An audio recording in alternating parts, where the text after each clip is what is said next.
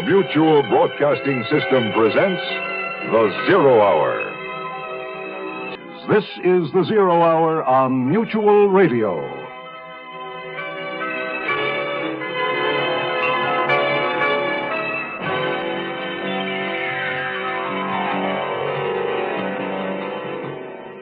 I'm Rod Serling.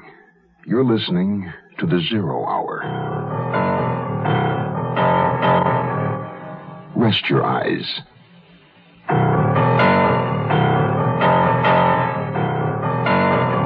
Exercise your imagination. This week, Bill S. Ballinger's best-selling novel, The Pursuit of a Damned Couple.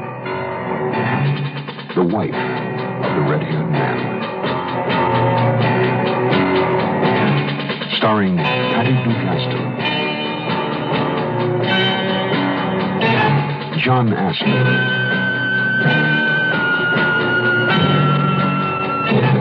and Howard Duff.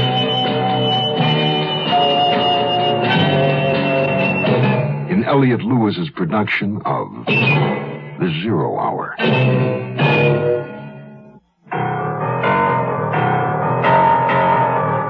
This week's story draws its title from an ancient Irish poem. Here's the last verse. But the day of doom shall come, and the hills and harbors be rent. A mist shall fall on the sun, from the dark clouds heavily sent. The sea shall be dry, and the earth under mourning and ban. Then loud shall he cry for the wife of the red-haired man. It's the tale of the hunted and the hunter, the pursuer and the pursued, the stalking of life and death. Do you believe, as I do, that the hunter and his quarry build an empathy between them, a sympathy? As the chase builds toward the inevitable conclusion, is it possible that, subconsciously, they become aware of each other's moves, counter-moves, plans, even emotions? There are two individuals who will tell you that's so.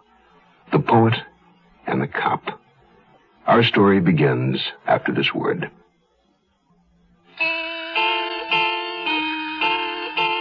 Picture this. A windy, rainy November night in New York City. A man about 30. His most identifiable feature, a crest of flaming red hair, stands in a public telephone booth.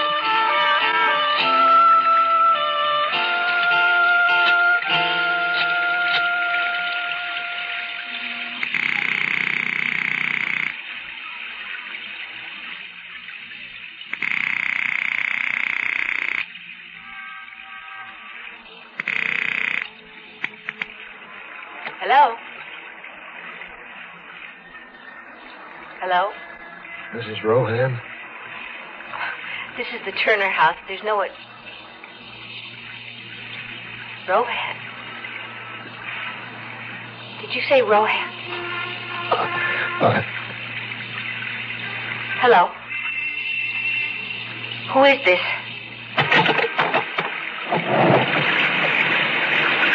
The red-haired man wears no raincoat.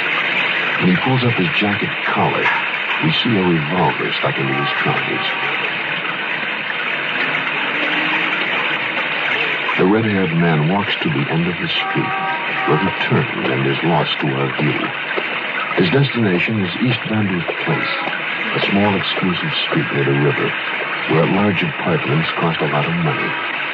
Inside one of them, a married couple, Albert and Mercedes Turner.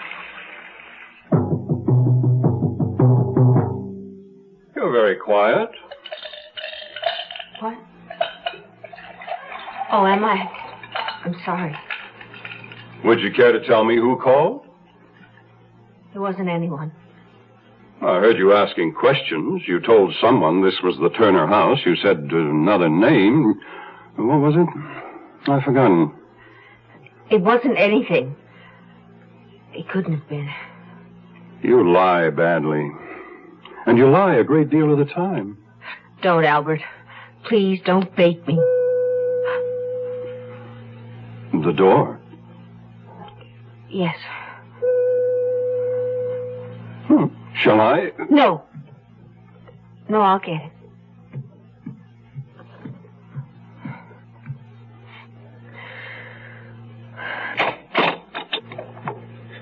Hello, Mercy. Hugh. It is you. Oh, Hugh. Hugh. I tried to warn you. I called, but then I lost my nerve. I froze. Oh, Mercy. Mercy. Mercedes? Who's at the door? Mercedes? Come in, Hugh. Who is it? It's someone who... Albert, it's someone who... It's all right, Mercy. It's all right. Well, if you're through kissing my wife, come in and let me get a look at you. Come in, darling. Come in. Well, introduce us, my dear. I'm Hugh Rohan. Am I supposed to know you? Mercy, didn't you tell... Hugh's my... I thought he'd been killed in Vietnam. Rohan. Oh, of course. That's the name you said on the phone. The last time I saw Mercy, she was my wife. Your wife? Mercedes, is that so? Yes. I was Hugh's wife. Long ago. Did you just forget to tell me, my dear? Slip your mind, did it? That you were already married when you jumped into my bed? Don't talk to her like... I wasn't married. I'd obtained an Enoch Arden decree. You divorced me? Well, then, at least you're not a bigamist. Whatever else you might be. Why, Mercy? Why did you do 7 it? years, Hugh. They said you were missing in action, presumed dead. I waited 7 years, darling. For a con. What? You waited 7 years for a convict. Missing in action? Don't make me laugh. Hugh, what does he mean? I mean he's a con. He has the stink of prison all over him. Haircut, prison-issue shoes. Unless he's anemic, he hasn't seen the sun all those 7 missing in action years. What's he talking about, Hugh? Put that phone down. Oh, my dear phony fellow, it's my duty as a public-spirited citizen to tell the police there's an escaped con in my living room. Put it down. If you come near me, I'll blow your head off. Put that gun away, Albert, please. Please, put the gun away. Operator.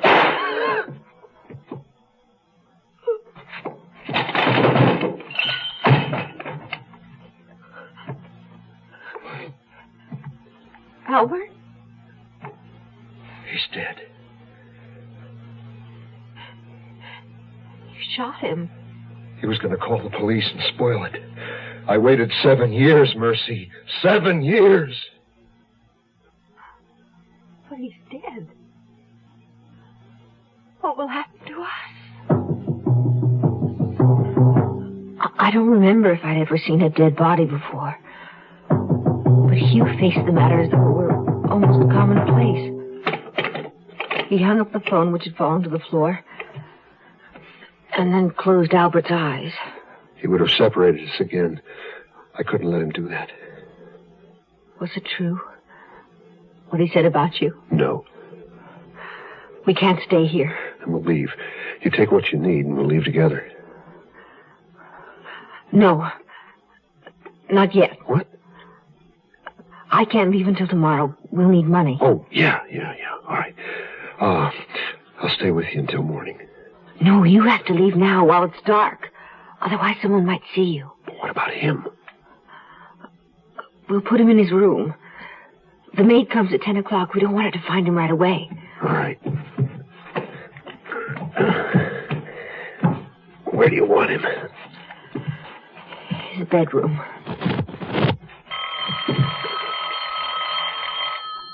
I better answer it. It might be the operator. Maybe she traced his call. Where's his bedroom? Through that door, the room on the right. Oh, if that's the operator, tell her everything's fine. We were playing a game and the phone fell off the table. Hello? Al? What? Al there? Albert? Did you want to talk to Albert? Let me talk to Al. Who is it? Is that the operator? Someone wants to speak to Albert. Not Albert, Al. What's the matter? Are you drunk? I want to talk to Alan. Alan Fox. My goodness, can't you understand a simple request? Alan Fox. That's it. You have a wrong number. There's no one here by that name. Oh, I'm most extremely sorry. I thought it was someone... I don't know, someone who heard us or saw us through a window. I was frightened. It's all right. Everything's all right now. We're together. Yes. And we'll always be together because that's how it was meant to be. Go now, while it's dark. I'll get the money in the morning. Then come to the rooming house where I'm staying. Here's the address. I wrote it down so I wouldn't forget. All right. In the morning. Good night. Good night. We'll return to our story in a moment.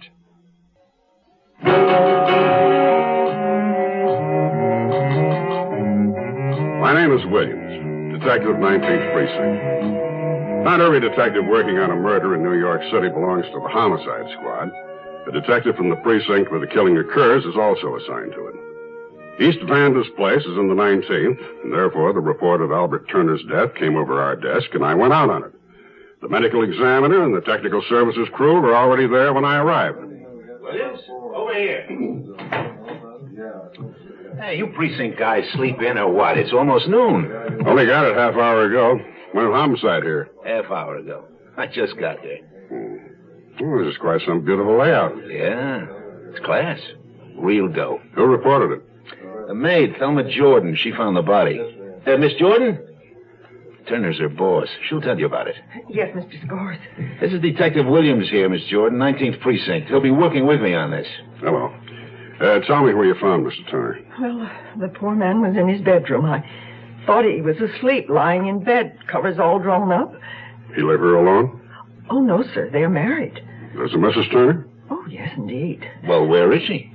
Well, I'm sure I don't know. She wasn't here this morning when I came in. She at work? Oh, no, sir. She don't work. Well, isn't Mr. Turner usually up and around? Oh, yes, sir, but this morning Miss Turner left me a note. Here. Let me see that. Thelma, Mr. Turner wasn't well last night. Don't awaken him. He needs the rest. Mercedes Turner. Dr. Branch from the medical examiner's office. He's with the body. What do you suppose happened to Mrs. Turner? I can't even guess. Morning, Will. Doc? What happened? One shot straight in the ticker. Fully clothed. Suit, shoes, lying under covers. Tell me, Doctor, did you close the eyes? No, but somebody did. Who? His wife? Remind me to ask her when we find her. Also, how come she didn't notice a dead husband in the bedroom? This is a man's room. Apparently, they had separate bedrooms. How long's he been dead? It's a guess.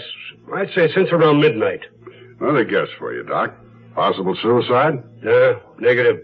No powder stains in the front of his shirt. There's at least none I can find without a microscope. Besides, There's no gun. That's right. There is one. We haven't found it yet. Another thing, you'll notice that not much bleeding. Probably shot someplace else, then placed in the bed. Any idea where? Possibly. The technical boys found something in the living room. Oh? What? Possible blood stain on the rug. They clipped the sample and they're going to check it. Near the bar by the phone. Yeah.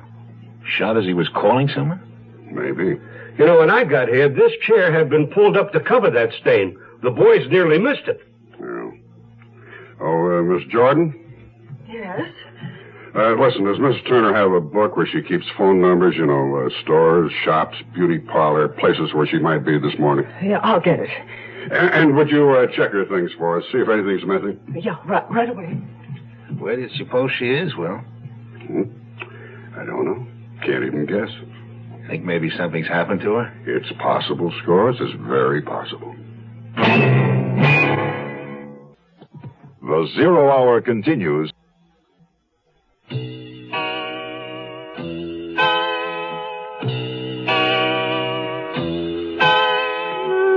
It happened so suddenly.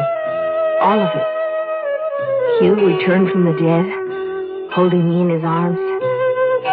Suddenly we were young again, and innocent. Then Albert began saying those terrible, threatening things. Of course Hugh had shot him. If I'd had a gun, I would have too. Hugh killed him for me, really. Now we had to get away. I couldn't sleep that night, alone in the apartment with Albert's body. In the morning, I gathered some clothes, including my fur coat, left a note for Thelma Jordan, the maid, and hurried to the bank. Mrs. Turner, good morning. How nice to see you. Good morning, Mr. Forrest. How may we serve you? Is Mr. Turner feeling well? Oh, yes, thank you. Would you cash this check for me? Yes, certainly. $4,500. Are you closing your account? Oh, I wouldn't dream of it. No. If you promise you won't tell Albert. Not a word. Well, I'm being terribly extravagant. I simply can't resist a lovely new car, and I promise to pay the difference in cash. And surprise Albert. Exactly. Of course.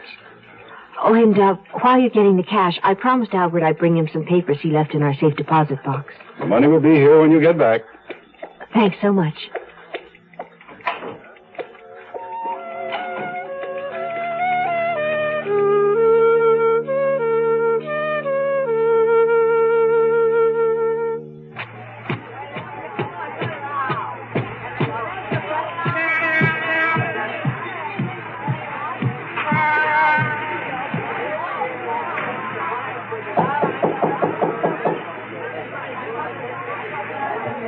Hugh?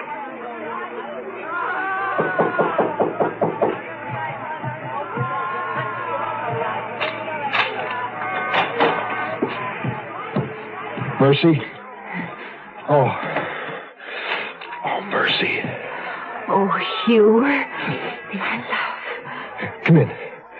Leave the bag where it is. Here, let me have your coat. Where have you been? I thought it's too good to be true. She's gone to the police. She's told them what happened. No, darling. I withdrew money from the bank and took my jewelry from the safe deposit Doesn't box. matter. You're here. That's all that's important. 7 years, Mercy. I waited 7 years to be with you. 7 empty years. I just don't seem to be able to function without you. Hugh, what did Albert mean when he called you a convict? Oh, nothing. Forget it. Come on, come here.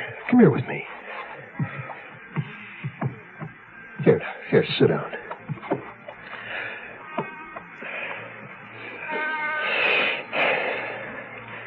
Was it terrible? All those years? I told you, I'm not complete without you. Oh, Mercy. We can't stay here, darling. The police will be looking for us. I know. Hugh? Yeah. I felt the same way. Incomplete. All the while you were gone. You're all I've ever really had, my darling. You're everything that makes me warm and soft. Oh, Hugh. There's certain procedures you set in motion after a homicide. You look for the deceased's enemies. You question everyone who might know something about what happened at the time of the crime. You make sure the lab is checking fingerprints and possible blood stains, lost bits of hair, anything and everything. In my job, you're trying to solve a puzzle. When you first begin, there's nothing there. Yes, sir, I certainly will. Hey, who was that? The commissioner. Want to know what we have. They're asking questions upstate, you know. Well, tell me, Will. What has the 19th been able to come up with, and how long? 6 hours since we got the call? Well, we have a dead man and a missing wife. I called the phone numbers the maid found for me, beauty parlor and such. No one's seen her for the last day or so. The lab's pretty sure Turner was shot in the living room. They think that bloodstain near the phone will match his type. That's great. Turner's shot in the living room near the phone. With a bullet in his heart, he walks into the bedroom and gets settled down under the covers, which is where he expires. Which leaves us at square one. Someone shot Turner in the living room, carried him to the bedroom, shut his eyes, then left the premises for who knows where. That's someone being Mrs. Turner, huh? That's all we have at the moment. Well, maybe we got a little more, Will. What do you mean? According to the maid, Mrs. Turner's overnight bag is missing, along with a few dresses, shoes, and things, and a fur coat, some bracelets, earrings, etc. All right. We'll find the lady.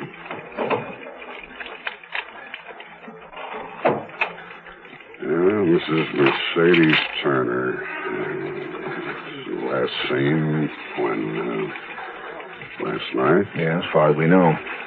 Carrying an overnight bag, wearing a fur coat. Let's see, height.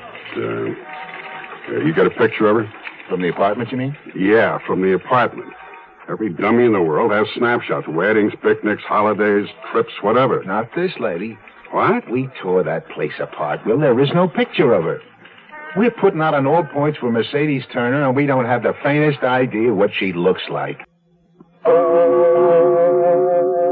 Tomorrow at this time, rest your eyes and listen here to this week's continuing study in suspense, The Wife of the Red-Haired Man.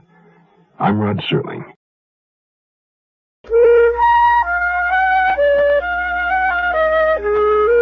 Because we didn't have a photograph of Mercedes Turner, scores of homicide interviewed people who knew the woman, and from their descriptions produced a police artist drawing of her. By nightfall, this picture would be circulated to airlines, bus depots, train stations, shipping agents, everywhere where Mercedes Turner might be seen. Meanwhile, I began to check into the missing woman's background, searching for some clue to her whereabouts.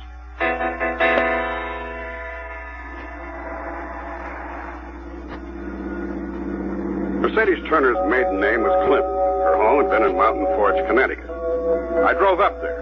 The police station was across the street from the railroad depot. I parked and went inside. As an out-of-state officer, I needed cooperation from the local police. Excuse me. I'm looking for Chief Novak. Speaking to him. You the officer called me from New York? Williams, that's right. Long did it take you? Less than 3 hours. Too close. We folks here feel about city cops. Well, I didn't realize I was in a popularity contest. Mercedes Turner, you said on the phone. Yes. You know her? Yeah. And she was a little girl. Name was Clinton before she was married. What was she like? Nice kid. Real pretty, lively, blonde hair, big blue eyes. Did you ever get in any trouble around here? Nope. Caution her once in a while against speeding a mite too fast. Lyman Clinton, her dad, gave her a little yellow car when she first went away to school. Drove it all over. Real fast sometimes. You know kids. Clintons are pretty well off. Don't worry where the next meal's coming from. Old family in these parts? Tolerable. 4 or 5 generations. Was Mercedes an only child? Yeah. Light of Lyman's eye. Mighty proud of her. Maybe a mite too proud. How's that? I sort of always figured he knew what was best. Nothing good enough for her, in Lyman's view, regardless what she wanted. You believe she shot her own husband? I don't know. What's your opinion? If she wanted to bad enough, she might have. Except one thing don't line up what I know about Mercedes. What's that? Well, she was brung up proper. Knows right and wrong. And maybe she got mad in blazes. Even had good enough reason to shoot her husband. But if she did it, she'd take a medicine. She'd walk in, hand you the gun. Well, you'll see. You'll see what I mean when you meet her daddy.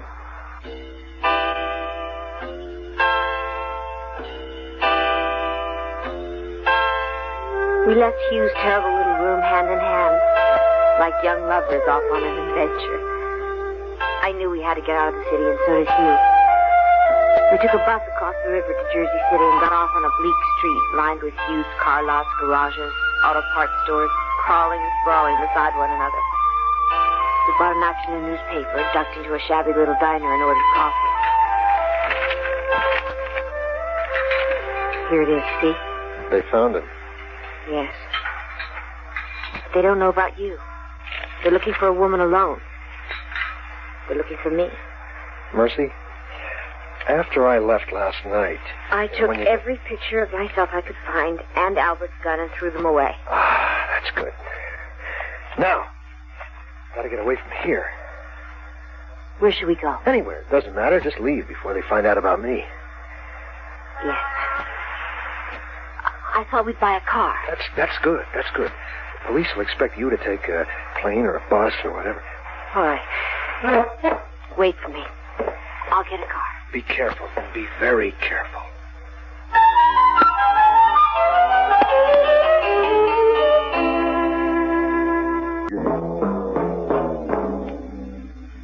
Chief Novak and I had lunch, and then I called New York and talked to Scores. He got the all-points bulletin out on Mercedes Turner with her description, and was in the tedious business of checking out everywhere she might have gone. Friends, neighbors, stores, everything. So far, he'd come up empty. The woman had simply disappeared. I was approaching the puzzle from the other direction, trying to find a connecting thread from her earlier days. Chief Novak drove me out to her father's house. A big old farmhouse set back from the road by a twisting gravel drive. Huge trees towered over the house like great leafy umbrellas.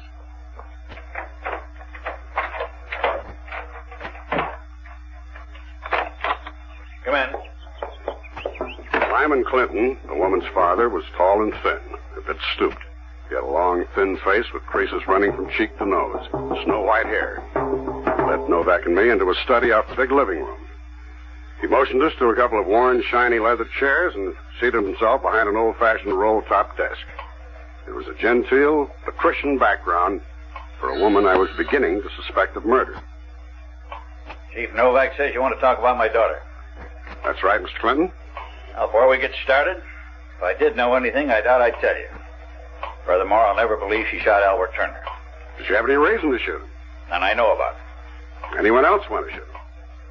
No. You hesitate. Just thinking. Would Mrs. Clinton have any information? Quite sure she wouldn't. Miss Clinton's gone now. Buried better than 5 years. I'm sorry, I didn't realize. When was the last time you saw your daughter? A couple of weeks ago. Dinner one night in the city. You see her often? My daughter and I are very close. Sometimes she comes up here, or else I go to New York. When did she marry Albert Turner? A little over a year ago. You have a picture of her? No. Not even a wedding picture? You heard me. I don't like pictures. Well, there's one over there. Mrs. Clinton? Yes. That's the exception. And if you had a picture of Mercedes, you wouldn't give it to me anyway, would you? Williams, think maybe we better move along. Mm-hmm. All right. Thanks for your time, Mr. Clinton.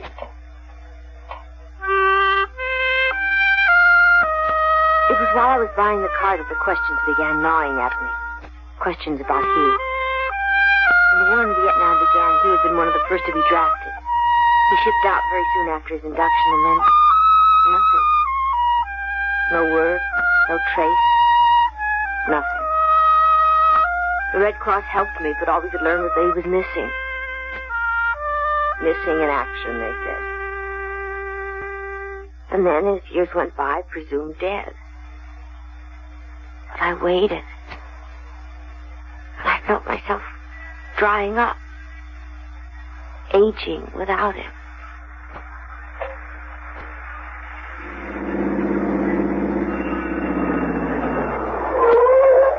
Is this the car?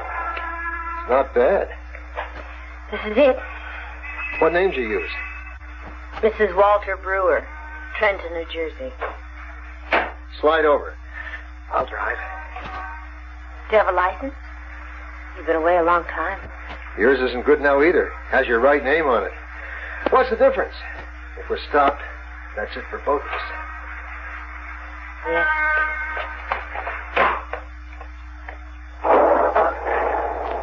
Nice to be driving a car again. I didn't think it would happen.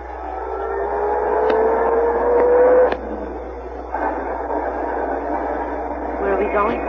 Away. Far, far away. You and me, Mercy. Just the way it used to be. Yes. Just the way it is.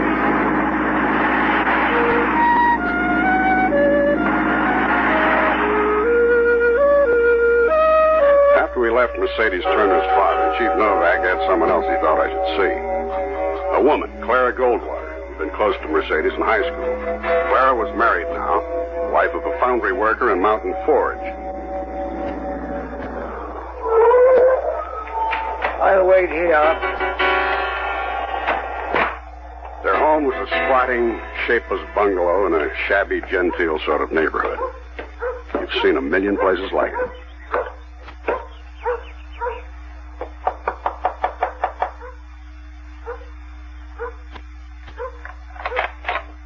Mrs. Battles? Yes? You used to be Clara Goldwater, a friend of Mercedes Clinton? Oh, yes? My name is Williams, New York Police. Chief Novak is out in my car. May I come in? Oh, yes, come in.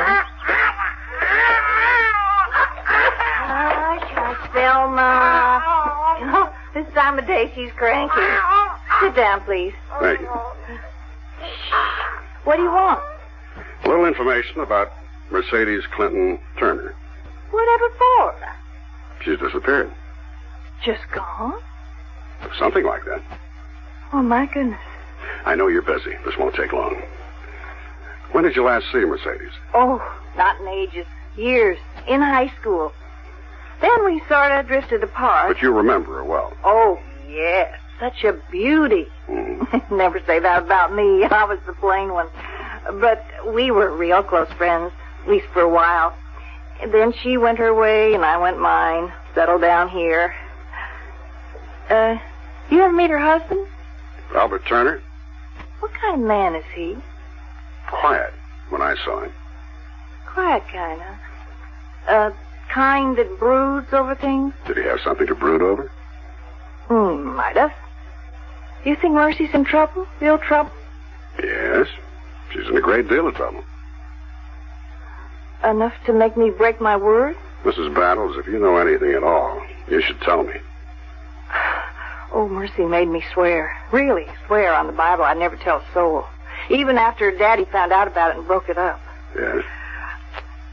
Well, Mercy was married before. Did Albert Turner know that? Well, after it was over, after her daddy broke it up, Mercy wouldn't talk about it, not a word. So I don't suppose Albert Turner did know about it. How long ago did this happen? Oh, long, long ago. Years ago, it seems. Back when the Vietnam War began, back then. They ran away to get married. I was supposed to be a witness, but I couldn't go at the last minute, and they went ahead, did it anyhow. Who was the man? Who'd she marry?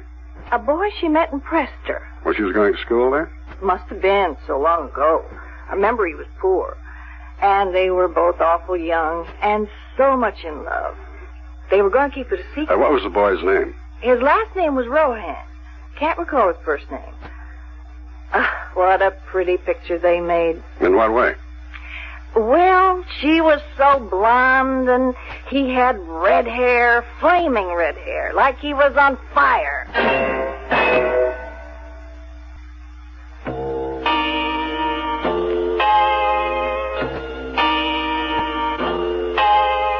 Hugh drove carefully, partly because he wasn't used to being behind the wheel, and partly so he wouldn't do anything to make a policeman stop us.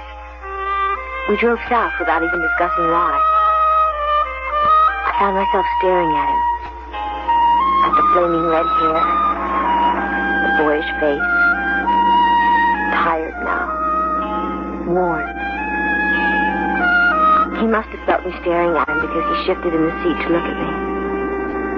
That's when I saw that he was still carrying the gun in his jacket pocket. Hugh? Yeah? Should you keep the gun? Shouldn't you get rid of it? No, I have to keep it. You'll see. See what? Well, If anything happens, if anyone tries to stop us, break us up, now that we've found each other again, I may need to use it. Because there's nothing in this world can take you away from me again. Hey, remember Rehoboth Beach? Yes, of course I remember. That's where we're going. A second honeymoon, Mercy. Huh? It's winter. Will anything be open? We don't need more than a room. And the police won't look for us there. All the police are watching for right now is a single woman.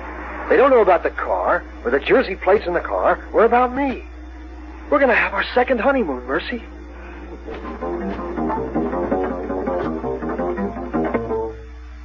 According to Clara Battles, Mercedes Turner had met her first husband while she was a student at the Bentley Collegiate Institute in Preston. I drove up there and then called New York to tell Scores what I'd gotten. So she may not be alone, huh? She could be traveling with this red-haired guy, Rohan. I suspect that's true. Otherwise, why did she run? Well, panic. After spending the night with her dead husband? This isn't a lady who panics. Okay, Will. I'll add him to the APB. Right. I'll be back late tonight or first thing in the morning. Yeah, we'll see you then. Oh, Will. Yeah? Hold up a minute. Something just came in. Hey, what do you know? The lady went to her bank this morning, closed her account, and took a bunch of stuff from her safe deposit box. Well, it just goes to prove you can't live on love alone. See you. I pride myself on my ability as a police officer. I like my job, and I think I do it well. I've learned in the years I've been at it that a good cop gets a fix on a suspect, begins to empathize with the suspect, and pretty soon it's as though the person you're looking for was carrying a homing device. You begin to zero in on him. I began to get a feeling about the red-haired man. The Prestotown constable steered me to a place called the Snack Bar, where the Bentley girls hang out after classes. It's run by a nice old man, Clement Beatty. How long we been here? Oh, my, we've had the place for years. You recall a young fellow hung around here back before the war? His name was Rohan? A red-haired boy? That's him. Oh, yes. He was with us for about a school year. Worked here in the shop for me and the missus. Why'd you want to know? I'm trying to locate him. Where's his family live? Well, seems to me out west someplace, or Middle West, maybe. How do you happen to work for you? Well, he was planning to go to Annixter College up in Royal. Came down here to see about a job. Mother and me leave a standing invitation, registrar's office up there for a deserving boy to help us out. Why was he so far from home? He wanted to be a doctor, and Annixter's one of the best pre-med schools in the country, Yeah. Do you recall a girl at Bentley about that time, Mercedes Clinton, pretty, with blonde hair? She was very close to you. Oh, yeah, sure. Was that her name, Mercedes? Oh, sure. Yeah, after Hugh closed the shop, the two of them used to sit back there and talk till all hours. Young kids in love. Yeah, I recall one night I was cleaning up in the kitchen, couldn't help overhearing them. They were making plans, for the future, how he was going to be a doctor. They were going to have a family. How did it all come out? Not very well, I'm afraid.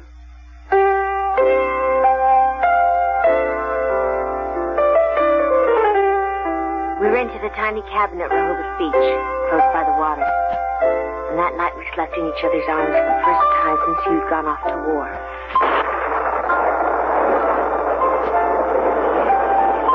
I was awakened later. I don't know what time it was. By the sound of a sudden storm. And lying there, I was aware that Hugh was also awake. Mercy? Yes, dear. Why'd you marry Turner? Did you love him? No. Not ever. I married him because... I don't know. You didn't love him? Never. In fact, for the last few months, I've hated him. And wondered how to get away. But you married him. Yes, dear, I married him. Because there no longer was you, and all I wanted from life was to be protected. I didn't want love or pain anymore.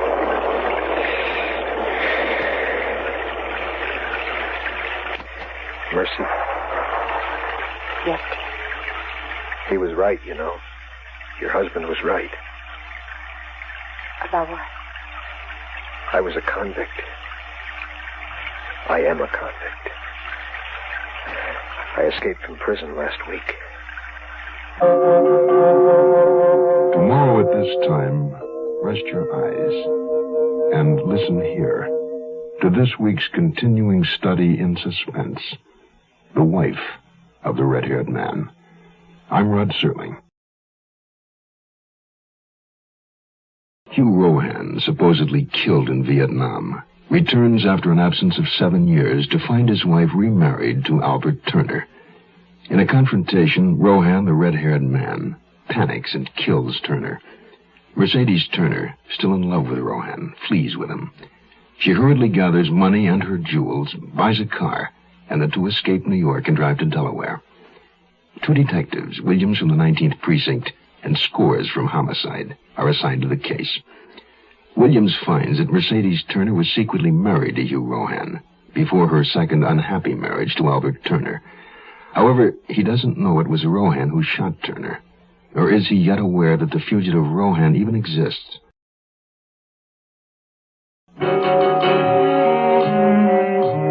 I drove back to New York late at night after my Connecticut scouting expedition. I found that Mercedes Turner and a young red-haired man named Hugh Rohan had been in love and had gotten married. This confirmed my growing feeling that someone had been with Mercedes Turner when her husband had been murdered. Someone who was with her now as she ran from us. In the morning, Scores was waiting for me with additional medical examiner reports. Albert Turner was shot with a .32. 1 shot through the heart. Anything on that carpet stain? The one in the living room? It's Turner's blood, all right. So that's where he was shot. Fingerprints? Well, someone cleaned up pretty well, the lab boys feel. You don't say. Yeah, they lifted prints on Turner, the maid, Mrs. Turner, some unidentifieds. But the doorknob, bar surface, phone, all clean of any prints. That it? No, one thing more. They picked up a strand of red hair. Texture indicates it's a man's. Now, Thelma Jordan can't recall any visitor to the apartment who had red hair.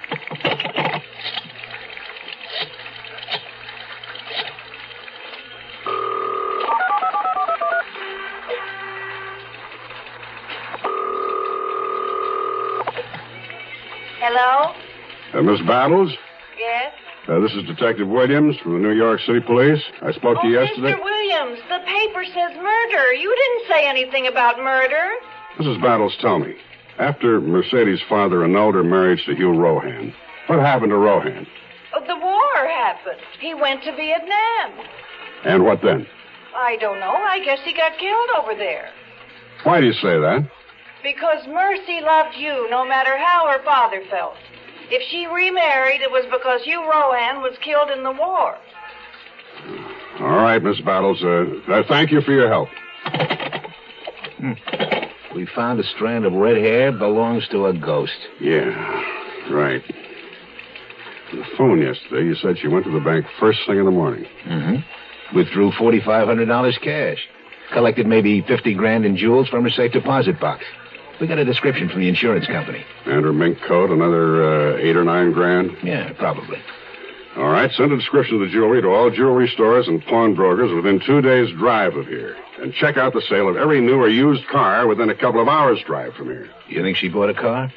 Yes, and I think she's going to start selling her jewels, and I think she's got a red-haired male companion. The ghost, huh? Right. I think she's traveling with a ghost. We woke to clear, sunny skies, and Hugh seemed more cheerful than the night before. I wanted him to tell me more about what he'd said. That he was a convict. An escaped convict. Whenever I tried to ask him, he'd sense what I was about to say and avoid me. After breakfast, we drove to Fredericksburg, where we were married. Then we found another small vacation cottage nearly deserted by the season. You'll tell me what happened when you want to. Or not at all. I love you. I have since the day we met. I always will, no matter what. Oh, Mercy. Mercy. Look, someday I'll tell you.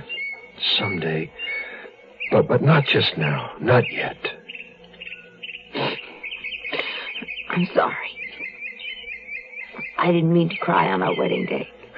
Well, you did last time. Yeah, I did. Because I was so happy. Come on, let's go inside. Not yet.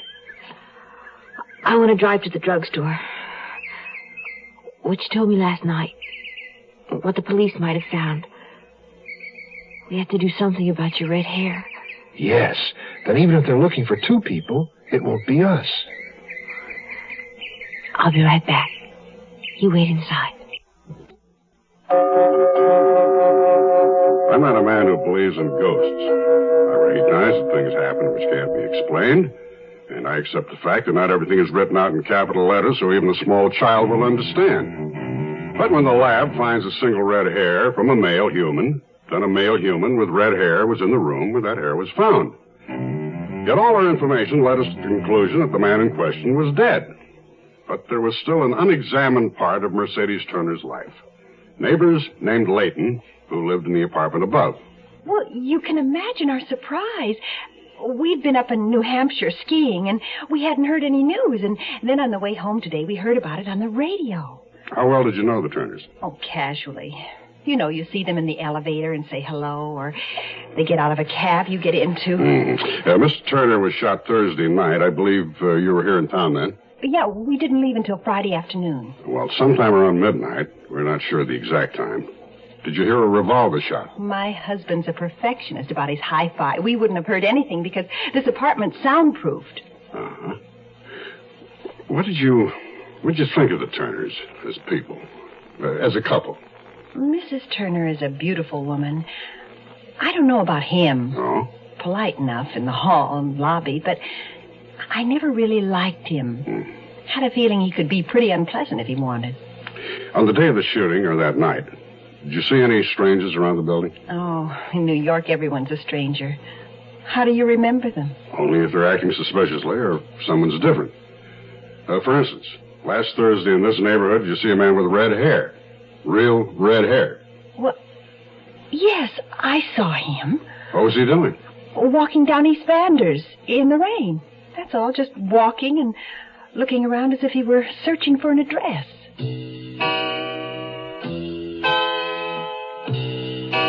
Dyeing Hugh's hair brown changed his appearance remarkably. But very subtly, his attitude had also begun to change.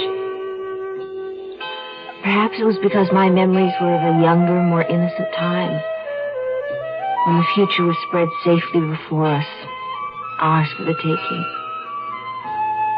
But by the time we left Fredericksburg, he'd become shifty, suspicious. I was driving. Where are we headed? Richmond, Virginia. Why didn't we stay where we were? What was wrong with Fredericksburg? We can't stay in one place too long, and we're too close to New York, and we need money. What's needing money got to do with driving to Richmond? I have to begin selling my jewelry, Hugh. I don't want to do it in the same town where we were married. You're smart. I worked, you know, while you were gone. I had a good job before I married Albert. I made decisions. I functioned on an executive level. Better than being stuck with me, is that what you mean? No, that's not what I mean. I love you. You know that. You must know that. Why else are we together? We're going to stay together. I'll take care of anyone who comes between us again.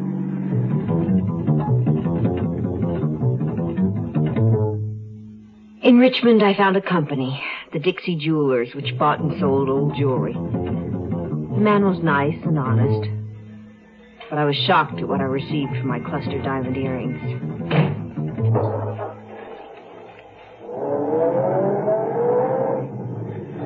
How much did you get? $600. They were insured for 35%. Where are we going now? You decide. You tell me where you think we should go. Mexico? We can get into Mexico and live there together. They'd never find us. Do you speak Spanish? No. Well, I don't either. You'd be terribly conspicuous. Well, then you decide. You pick a place. Just so we're together, that's all I want. That's all that's ever mattered to me. Do you think everything's going to be all right? Why do you ask? Aren't you sure? I don't know. I'm no longer sure of anything. Those years and all those years, they take it away from you.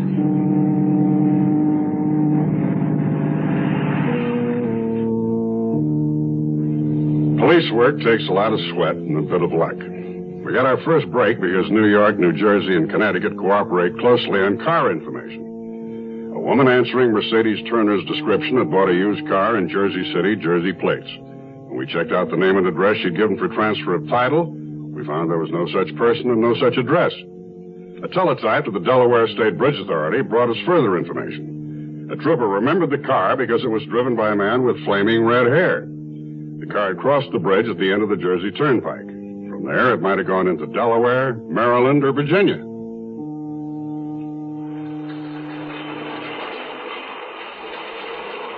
Put out the car description and the Jersey plate numbers. Good. So there really is a red-haired man, huh? No ghost, a real live person. Hugh Rohan. I checked the registrar at his college. Annixter? Right. Got his records. Applied for entrance 1964 pre-med. Excellent grades, high school, Germain, Illinois. Lacking credits in Latin and chemistry, admission denied. Which isn't unusual for students from small-town high schools. Well, how'd he make it up? Tutoring, usually. And that's what happened to Rohan, huh? No, didn't have the chance. Wasn't in school, so he was eligible for the draft. Oh, lousy. Instead of going to Annixter, Rohan went to Vietnam.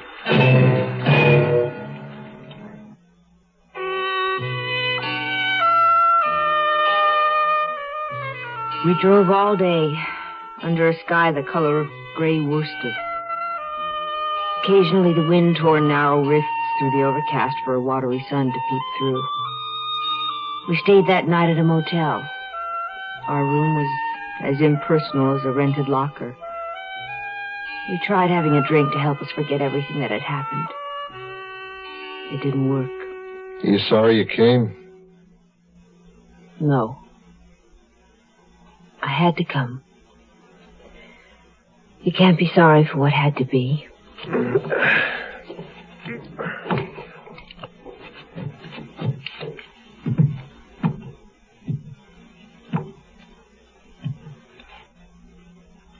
It's dark out. Yes. What are you listening for? Do you believe in extrasensory perception? I don't know. Sometimes, maybe. But it'd take a lot of proving. I had a feeling this afternoon, sudden, sort of peculiar, odd, like intuition. A message said, the chase has started. They're looking for a couple. There's no way you can know that. Oh, yes. Yes, there is. The Khans used to talk about it. I didn't believe it. But I do now. No. There's no way you know that's true. It's like telepathy. As if some cop's thoughts are being transmitted to me. Not all the time. Just now and then. Just a little bit. Now and then.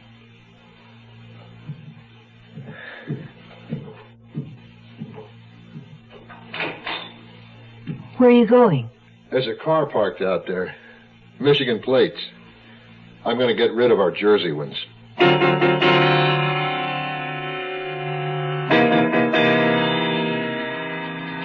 Here are the records and Rohan's prints from his Army induction. He disappeared on a patrol in Vietnam in 1965.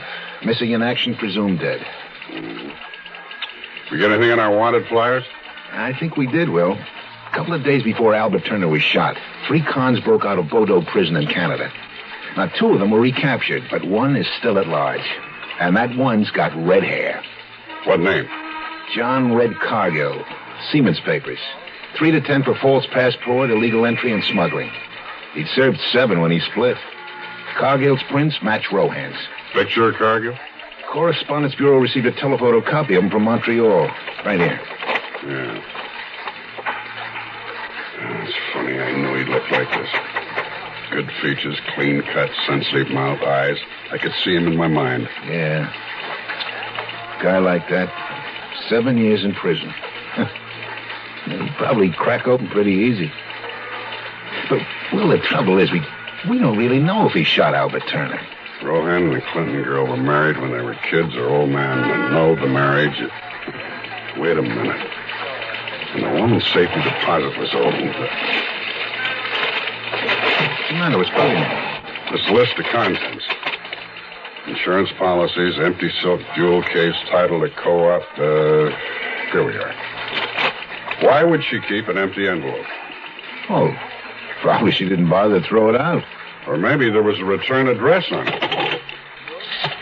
Who are you calling? Banner's, DA's office. Find out if there's a name and address on that envelope.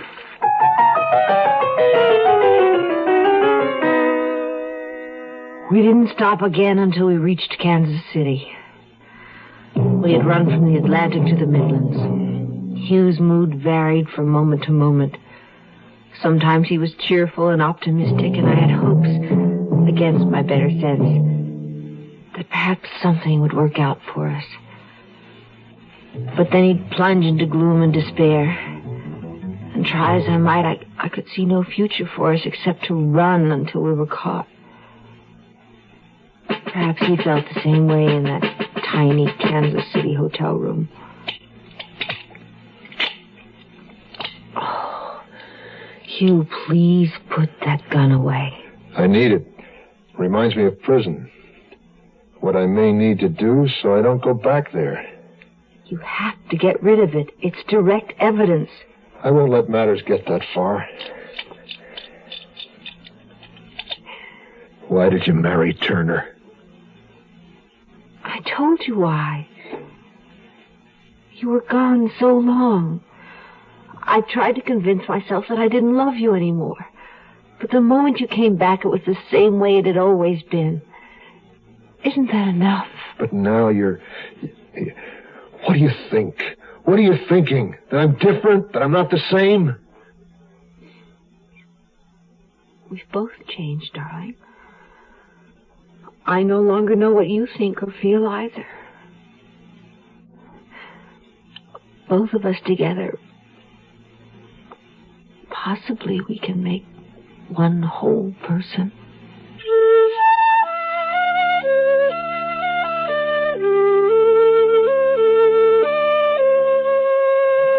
Banners in the DA's office gave me the name on the empty envelope we'd found in Mercedes Turner's safety deposit box, Sayer and Bates Attorneys. I talked to Arnold Bates, the junior partner. He was very cooperative. He told me he'd handled an Enoch Arden decree for Mercedes Clinton against Hugh Rohan not quite 2 years earlier. The marriage had been secret, and Mercedes Clinton Rohan had wanted the decree kept secret. Her father was an old man in poor health, and she hadn't heard from her husband Hugh in 7 years. He was presumed dead. You mean they were married a second time? Right. After Lyman Clinton had the first marriage annul, they were married again secretly, just before Rohan was sent to Vietnam. Where he goes out on a patrol and disappears. To service again in a Canadian jail under another name. Uh-huh. Well, whatever names they use, Will, we got a description, we got his prints, and we know their car. We're gonna get him. Yes, I think we will. Any reports on the jewelry? Not yet. Keep after it. They're gonna need money.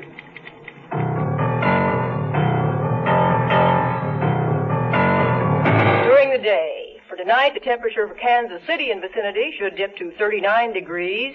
It will be cloudy tomorrow with a chance of snow flurries. How long are we going to stay here? Oh, another day or so. Gotta move on. Get out of the country.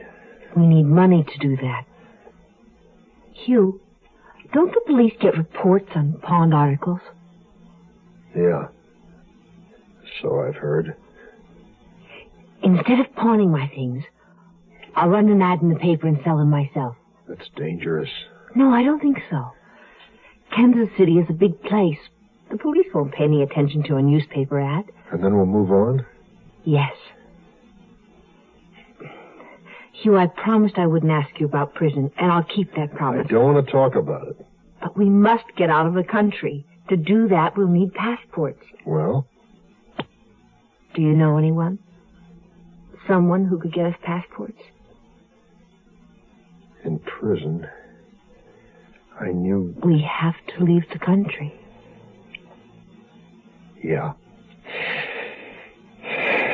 Yeah. I know someone who might. But, it's expensive. We'll get the money. We have to buy passports. I think we've run as far as we can. Tomorrow at this time, rest your eyes and listen here to this week's continuing study in suspense, The Wife of the Red-Haired Man. I'm Rod Serling. Hugh Rohan has returned after having been missing for 7 years to find his wife Mercedes married to Albert Turner. In a confrontation, Rohan panics and kills Turner. Mercedes, still in love with the red-haired man, flees with him, paying for their escape by selling her jewels. As their flight continues, Rohan subtly changes, losing his assurance, his confidence, even much of his ability to make decisions.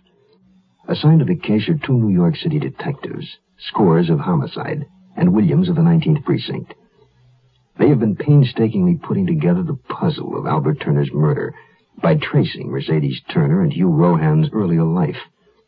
Their trail has taken them from New York to Connecticut to Virginia.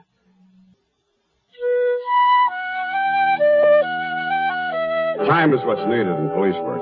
Time for lab work, time to check out clues, time to find witnesses, time to get replies to the hundreds of flyers that are put out to locate stolen or missing property. 2 weeks after Albert Turner's murder, the Missing Property Bureau called me regarding a batch of jewelry bought by a New York wholesaler. One of the items was a pair of diamond cluster earrings sold to the New York outfit by a shop in Richmond, Virginia.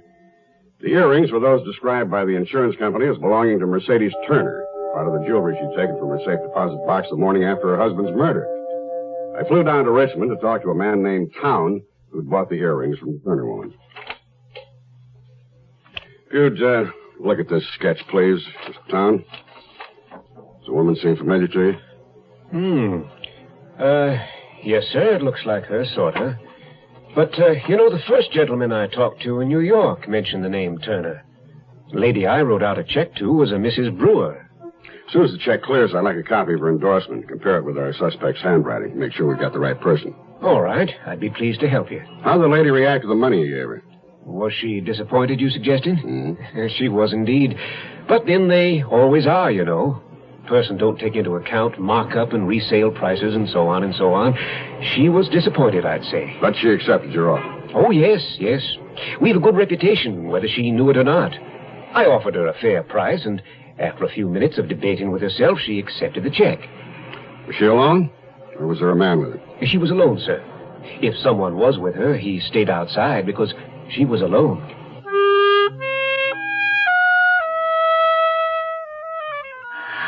We stayed in Kansas City while I advertised that my jewelry and mink coat were for sale.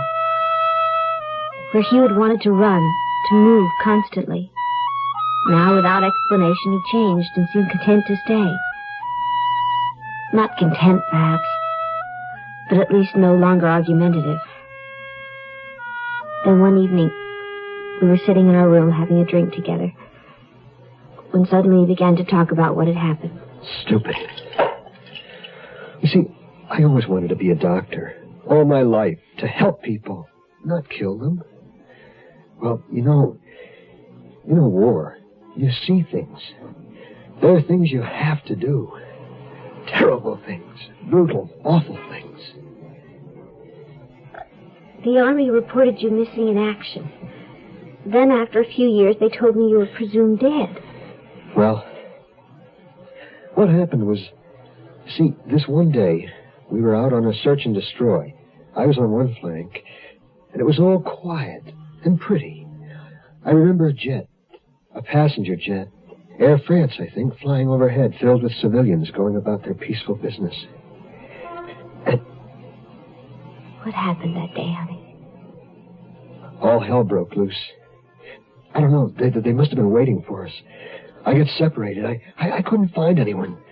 The air was black. Men screaming. Did you ever hear a man scream in pain? No.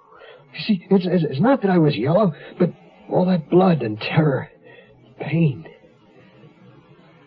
I left there. I just wandered off. The army didn't find you? No way. I was like an animal, crawling through the jungle, hiding, afraid for my life. Somehow, I don't know how, I got to the coast, to where the merchant ships were anchored, waiting to get into the harbor and unload. That's where I met Cargill, a merchant seaman on the Java shore, an old tanker. He told me he'd give me his papers and get me a berth on an outgoing freighter to Montreal, if I'd help him. Help him how? Well, he wanted me to deliver some uncut movies to a fence there. Do you understand? I didn't do it for money, not for anything, except to get away from there and get home to you. That's all I wanted. Do you understand? Yes, Hugh. Of course. But how? Exactly. How? That's where it all comes apart. I was caught before I made the delivery. Cargill hadn't given me a package of rubies. I was carrying heroin. Didn't you tell the police? No.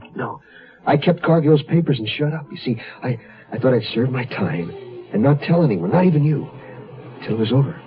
And then we could go away somewhere, and I'd take another name. I'd study medicine and be a doctor, the way I always wanted.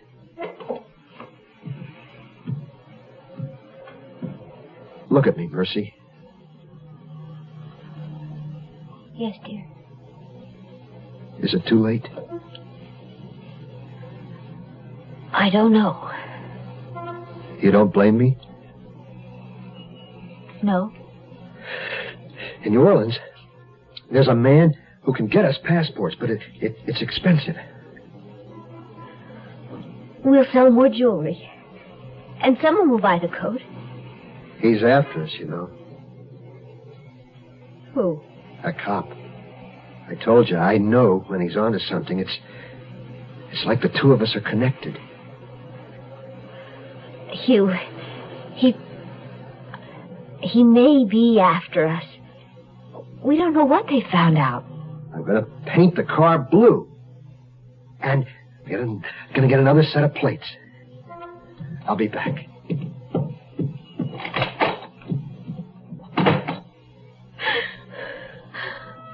Oh, please.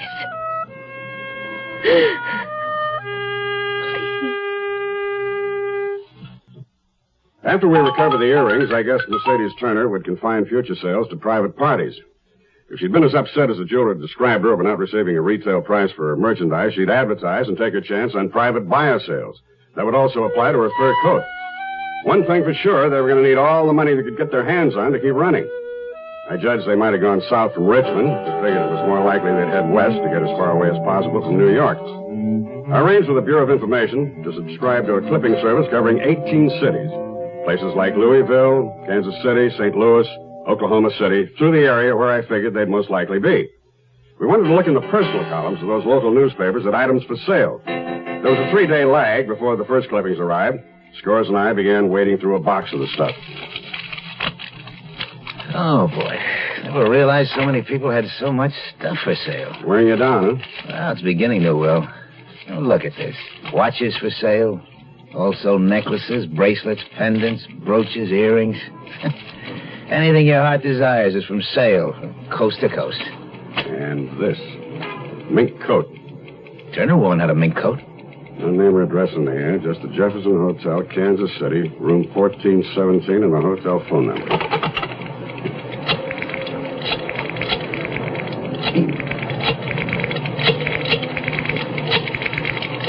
You suppose it's them? Bless area codes. No way you can tell where the double the call's coming from.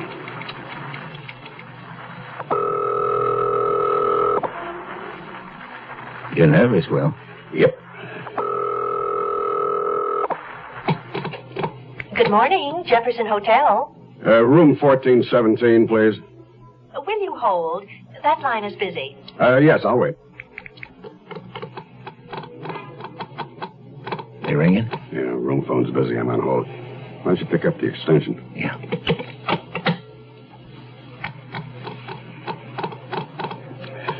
I can ring your party now. Thank you.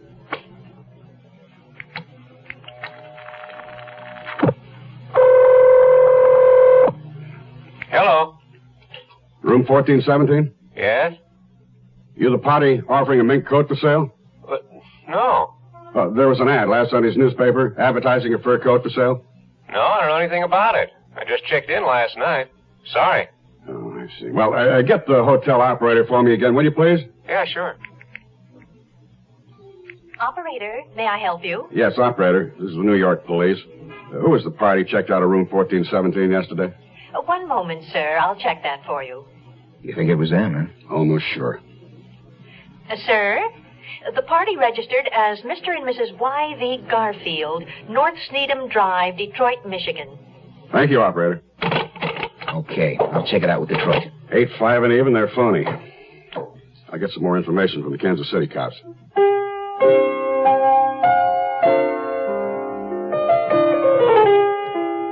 We stayed longer in Kansas City than we planned. We moved from hotel to hotel, running ads in the paper, and I sold off my jewelry piece by piece. Winter held Missouri in a bleak embrace. The city tried to cheer itself with holiday decorations, strings of lights and vivid displays from the plaza to the downtown area. But the approach of Christmas brought little joy to Hugh or me. It was then that he began to disappear for hours at a time. I assumed he was walking or reading in the library. Anything to be out of that confining hotel room. You the store manager? Assistant, Davis. The sign in your window for help? You need a stock boy, $2 an hour. I'll take it, Mr. Davis. What's your name? Tufts. All right, Tufts. Full or part-time? Part-time, but as many hours as I can get in. The stock room's downstairs. Report to the chief clerk. Get a time card, punch in and out. You'll be paid every day. Thank you, Mr. Davis. Y.V. Garfield and wife, North Sneedham Drive, Detroit, didn't exist. No such persons, no such address. The KC cops furnished us with a description of the couple which fit, loosely, Rohan and Mercedes Turner, except no red hair. But I'd already figured he'd have dyed it by now. Scores and I brought our chiefs up to date, and an hour later we were on a plane to Kansas City. You think he's still there? Well, if not, we'll pick up the end of the string. If they have busted out, where do you suppose he might be heading, Will? Mexico? Oh, she's too smart for Mexico. They'll go out of the country, somewhere they speak English, England, Australia, New Zealand. Well, maybe not England. The cops are too good there. Hey, I think they still got the same car. Last we heard was a gray compact, Michigan plates. That might mean something. What? In Virginia, they use New Jersey plates. In Kansas City, they have Michigan plates. Might change again, huh? Yeah. Kansas City, Missouri, just across the river from Kansas City, Kansas. My hunch is they'll pick Kansas plates. Less obvious? Exactly. Mercedes Turner's a cutie. Plenty smart. Not too sure about Rohan. You really zeroed in on him, didn't you? From the beginning, before there was any proof, I knew he was there. I just knew what he looked like. A bit how he thinks. He's our best bet. The weakest? Yeah. Yeah, put it like that. Rohan's intelligent, but he's emotional. Poor control. He's going to break sooner or later. He's more of a drag than an asset. If Mercedes Turner were all by herself, that'd be another story. Gradually, I sold off the jewelry, and we began to accumulate the money we needed to get our passports and arrange for passage out of the country. Hugh, meanwhile, continued to disappear each day. But I must confess that it was easier not having him underfoot in each of those small hotel rooms we occupied. Well, good morning. Didn't think you were going to show. Sorry, Mr. Davis. Christmas is day after tomorrow. So I'll be glad. You said that working here, I can get a 20% discount? Yes, Tufts, anything in the store. Now, get with it. Restock counter 15 with perfume. Yes, sir, as soon as I get my jacket.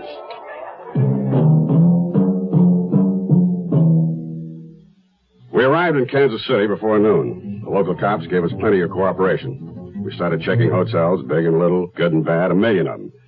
At some of them, they remembered a couple staying a few days, running an ad to sell jewelry, then checking out. At the Jefferson, there was an unclaimed letter for the Garfields from a Mrs. Arms, return address in Kansas City. I went to check it out, but nobody was home. Downtown garages were covered for a 3-year-old gray compact with Michigan or Kansas plates. By then it was dark. Walking to our hotel, I passed a big super drugstore.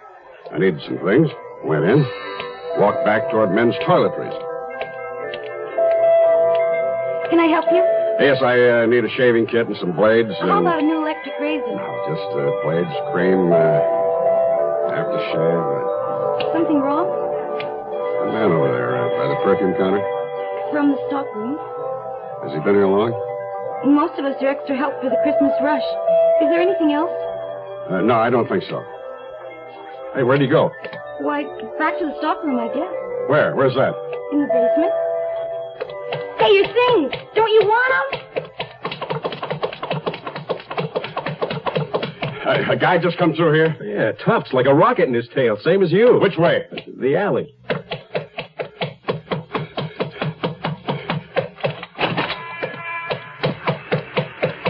Rohan! Rohan!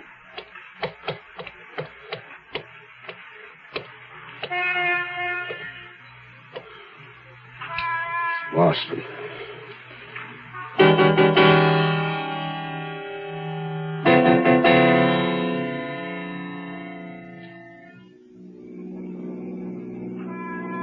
South now? Yes. New Orleans, I guess. Not directly. Where's the map of Louisiana? In the glove compartment. It isn't. Oh, I remember I had it in our room at the hotel. We'll get another one. If the policeman had tried to arrest you in the drugstore, what would you have done? Shot him. Would that have helped? There'll always be another. I'll get as many as I can. Let me see the gun. Okay. Be careful. How many shots? 7. 1 in the chamber, 6 in the clip. Hugh, look, a truck stalled up there. Left his lights on. No one around. He probably went for help. Stop the car. Get the Nebraska plate. Okay. Right away. I'll keep the gun in my purse. At least I knew Rohan and the Turner woman were in Kansas City. Why had they stayed over? Well, I figured she was still trying to sell more jewelry. I beat it to the newspaper office. They were making up the morning edition. There was an ad, as I expected. Grove Beach Hotel, room number, with a diamond bracelet for sale. When Scores and I got there, we'd missed them by half an hour. The local cops and the highway patrol sent out an all-points bulletin. Meanwhile, I went out to see Mrs. Arms and wrote the unclaimed letter. She was at home now. Pleasant-faced woman, mixed gray and blonde hair, living in a big, comfortable fieldstone house, log burning in the fireplace. Why, yes, I went down to Mrs. Garfield's room at the hotel. I was interested in the fur coat she wanted to sell. But you didn't buy it? No, it was a lovely coat. I made her an offer, but she didn't take it. Well, I came home and thought it over. Later, I tried to call her, but there was no answer. So I dropped her a note offering more. Mrs. Arms, when you were in the hotel room, did you see anything unusual? No, nothing. Pieces of luggage, clothes, toilet articles on the dresser. Think. Please try to remember. It may not seem important, but anything other than personal items. Well, now, let me see. There was a writing desk, something on it, a red cover, blue and white letters, folded, a map. Of what, Mrs. Arms? What map? Let's see. Louisiana. That's it. Louisiana, New Orleans.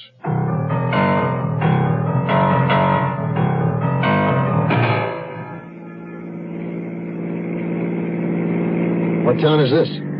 I don't know. How far are we from Kansas City? About 40 miles. I'm worried. They must have roadblocks up further down. We just keep going until we hit them. No, wait. That bus in front of the cafe.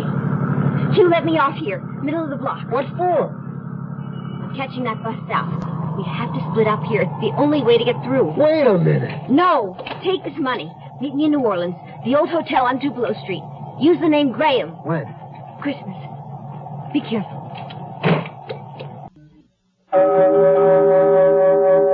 Tomorrow at this time, rest your eyes and listen here to this week's continuing study in suspense, The Wife of the Red-Haired Man. I'm Rod Serling. And now for the concluding episode of The Wife of the Red-Haired Man. After 7 years in prison, Hugh Rohan is returned to claim his wife, Mercedes. In a confrontation with her second husband, Albert Turner, Rohan panics and murders Turner. Out of her love for Rohan, Mercedes Turner collects her jewels and her fur coat, and together the lovers flee. After long weeks of painstaking work, they've traced the couple to Kansas City.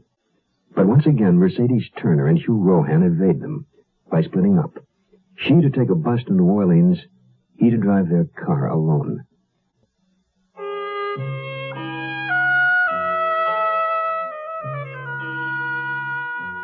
I'd been right.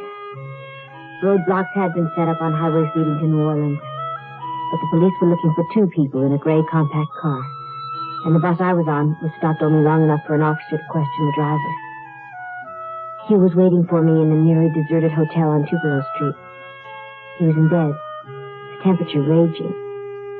He seemed fuzzy with his fever, although he did struggle out of bed to greet me.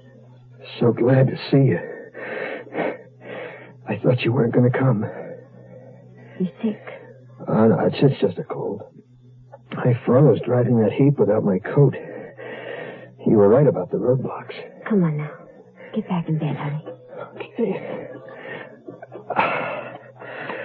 Oh, that's better. Phew. It's hot. I'll get some aspirin. No, that's okay. Stay with me. That's the most important medicine. That you stay with me. All right. What about the roadblock? Oh, they stopped me. If I'd had my gun, I'd have shot my way through, but they didn't even ask questions. Man alone, blue car instead of gray, different plates. You said you would have shot your way through? I told you, Mercy, I won't go back, and I won't be separated from you again. Here. A Christmas present for you.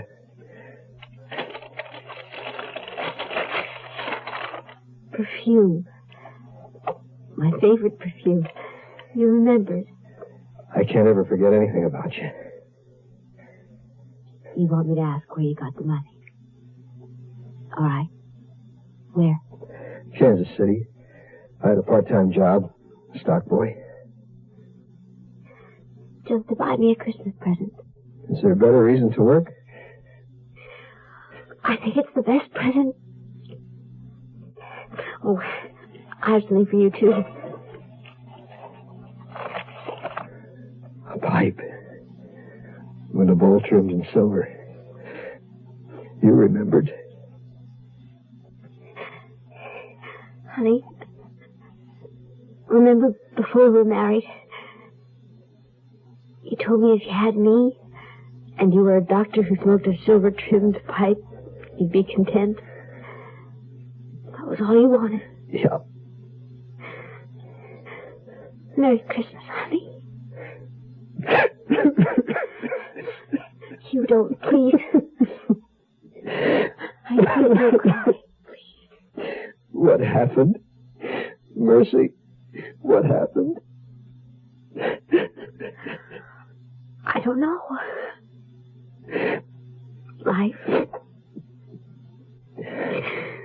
Life happens. It's so unfair. Yeah. Mercy. You remember I told you that I knew what the cop was thinking? Do you remember? Yes. Well, we got through the roadblock, but he hasn't stopped. He's on to us. He knows what we're planning. Yeah, no, he's going to find me. And you know? Hugh, please. Please. When he finds me, I'm going to kill him. Rohan and the woman got through the roadblock somehow. They probably repainted the car and changed plates once again. Split up, perhaps. Only one of them was in the car when it passed the block. Stores and I went straight into New Orleans. I knew my man by then well enough to know that he needed a port city from which to escape the country. Oh, they'll ship out from here. Yeah. Well, they'll sure have a fantastic selection of ships. They're all covered. Every ship, boat, plane, bus, everything's covered. Well, you know, Will, you're assuming they're here in New Orleans. They're here. I'll tell you something else. They'll be looking for passage to an English-speaking country, someplace where they won't be conspicuous. So, what's the game plan? We're here. We wait. They've got to move. They can't stay. And the moment they try to leave the city, we've got them. Murder one.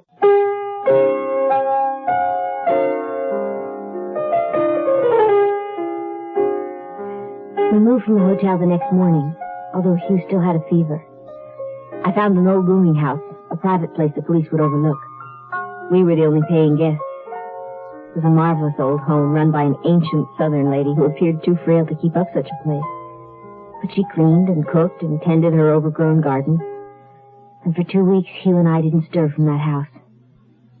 Finally, of course, Hugh had to make contact with Bert Crossley, the convict he'd known in prison. The man who'd get us our passports.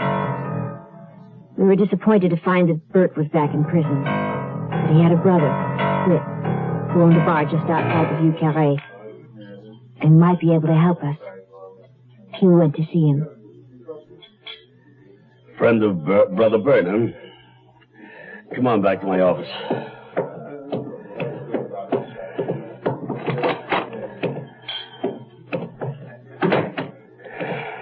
What do you want? I served time with Bert in Bordeaux. I'm Red Cargill. Let's get rid of a question.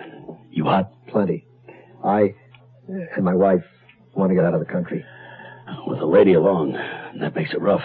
I can pay for it, rough or not. You have $5,000. That's what it'll take for 2 passports. I have it. Where do you want to go? Australia, New Zealand, any place you speak English. England? No, not England. Or Canada. Okay. Don't come back here again. Where can I reach you? At this number. That's where the stands. I don't know how long it'll take. But when I call you, be ready to move fast. And have the $5,000 ready. Agreed? Yes, agreed. Scores and I sat there for 3 weeks. There was no sign of Rohan or the woman. Hotels, nightclubs, planes, trains, buses, ships. All covered, not a trace. I wasn't worried yet. I knew Rohan was someplace in the city. I could feel it. Sometimes he seemed so near, I half expected to bump into him around the next corner. Scores, however, had a problem. I gotta get back, Will. Homicide bugging you? Well, the office is swamped. When are you leaving? Flight this afternoon. What about you? You gonna stay? You can depend on it. We waited for Whit Crossley's call, afraid to leave the house for a minute. One of us must always be close to the phone, Hugh said. As the days passed, he refused to sleep, certain that Crossley's call would come in the middle of the night and he wouldn't hear it. And so his tension increased directly because of his lack of sleep. He paced the room continuously, back and forth, pausing only to listen for a telephone that never rang.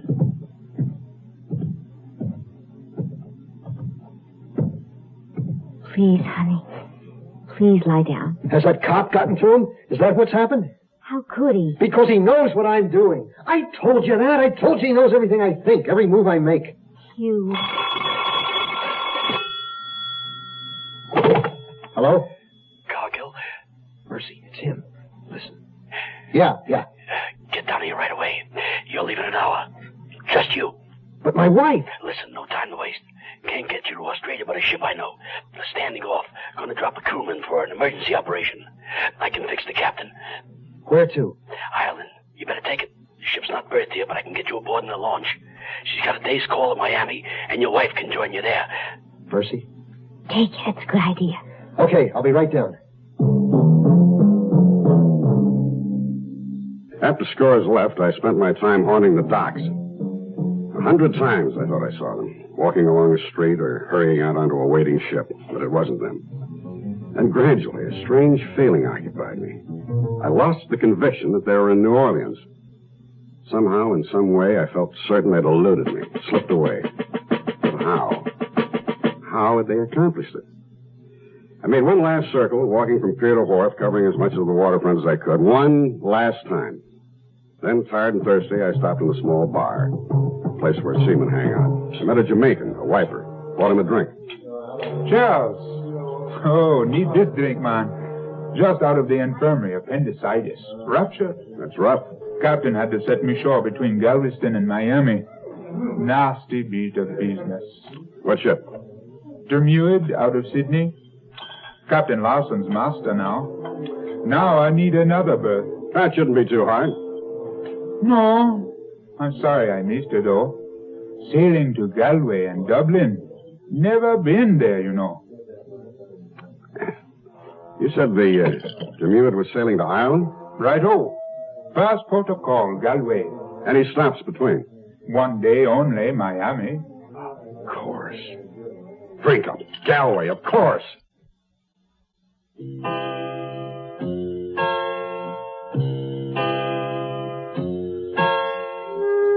I drove alone from New Orleans to Miami, not daring to stop. The captain had arranged for me to be brought aboard, and soon I was with Hugh again. 2 weeks after that, we were dropped on the shore outside Galway, an old Irish port there almost from the beginning of time. We drove from Connaught to Connemara, through hamlets with the names that fall from the lips like notes of music. Moycullen, Schindele, Derryneen, Ballina Hinch, moors and rolling hills, and the gray rock crags of inlets sprayed by the lead-colored waters of the Atlantic. Near a tiny crossroads settlement by the sea, we found a little three-room cottage, whitewashed, cleansed by rains, and bleached by the sun. We could run no further.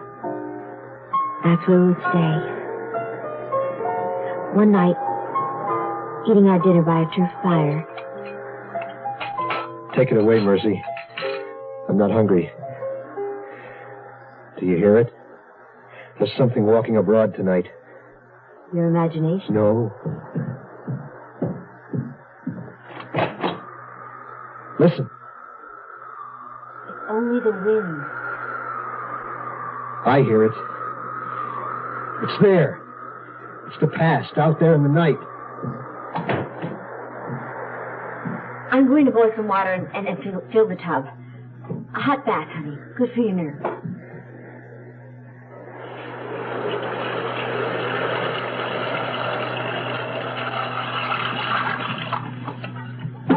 Come talk to me.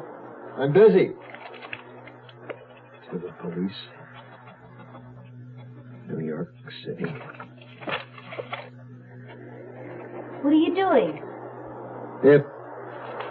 If anything happens, accident, anything, look in my pocket.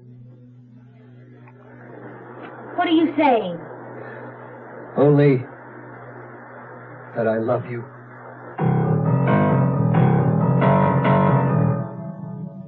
The Dermuid hadn't made a scheduled stop and departure in New Orleans. It wasn't carried in the Port Bulletin. That's how I missed her. By the time I'd gotten the information on her, she'd reached Dublin and sailed on. The police in Ireland are a national organization. We alerted them, and 10 days later, they informed us they'd traced the couple. I wired Superintendent O'Hara not to arrest them yet, just to keep them under wraps. On an island, there's small chance of escape. With warrants for the arrest of Hugh Rohan and Mercedes Turner and papers for extradition, I flew to Ireland. From Shannon, I took a bus to Limerick, Limerick to Galway by rail. In Galway City, I was met by Inspector Green. You have the necessary papers?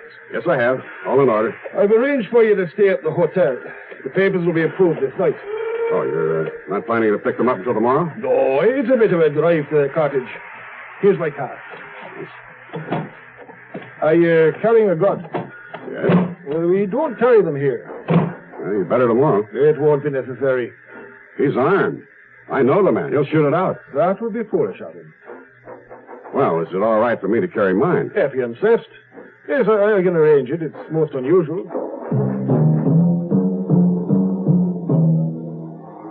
I found it impossible to sleep that night. I'd been after them for so long. For nearly 2 months, I'd held on to an invisible tether, the other end loosely fastened to Rohan and Mercedes Turner. Now, at last, when morning came, the final slack would be gathered in. I lay in the soft bed wondering what Rohan was doing. Did he know it was his last night of freedom? Did he hold Mercedes Turner in his arms, warm in his love?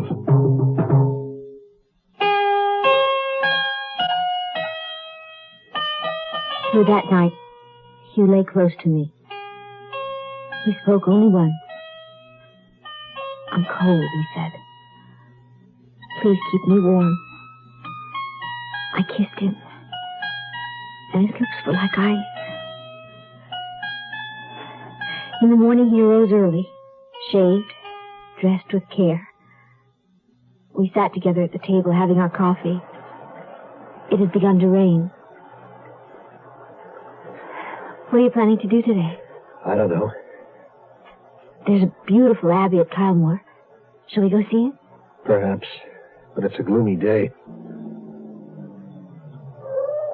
Those cars outside. I've been expecting them. Give me my gun. Hugh, no. Please, Where's no. your purse? No more killing, Hugh, please. We're officers of the law. You're under arrest. Don't, Hugh. You're not a murderer. Don't. They won't separate us. Not ever again. Hugh, no! I stood in front of the cottage door, rain splashing against my collar, running down my neck. The end of the trail, the line drawn in.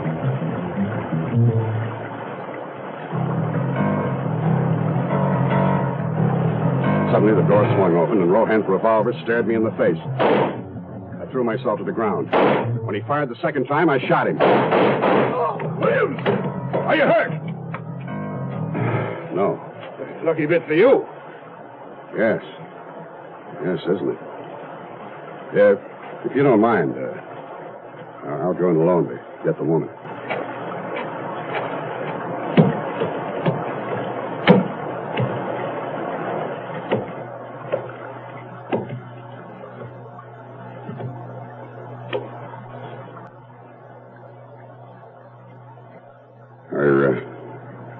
You Mercedes Turner? I'm Mercedes Rohan. Your husband is dead. Yes. Did you know there were blanks in his gun? Yes, I knew. Did you put them there? Yes. So he wouldn't kill again. He didn't know. I tried to stop him. Maybe it's just as well. Williams, this was in his pocket. Thank you. He said, in case of an accident. To the police. New York City. I alone shot and killed Albert Turner. My wife, Mercedes Turner Rohan, was not responsible in any way. It's signed Hugh Rohan. Hugh. Oh, Hugh. That concludes this week's production of The Zero Hour. Bill S. Ballinger's The Wife of the Red-Haired Man. Next week, we'll begin another exciting dramatization of a tale of mystery and suspense. We'll tell our story in 5 days, at the same time, Monday through Friday. So on Monday, rest your eyes and listen here to The Zero Hour. I'm Rod Serling. This is The Zero Hour on Mutual Radio.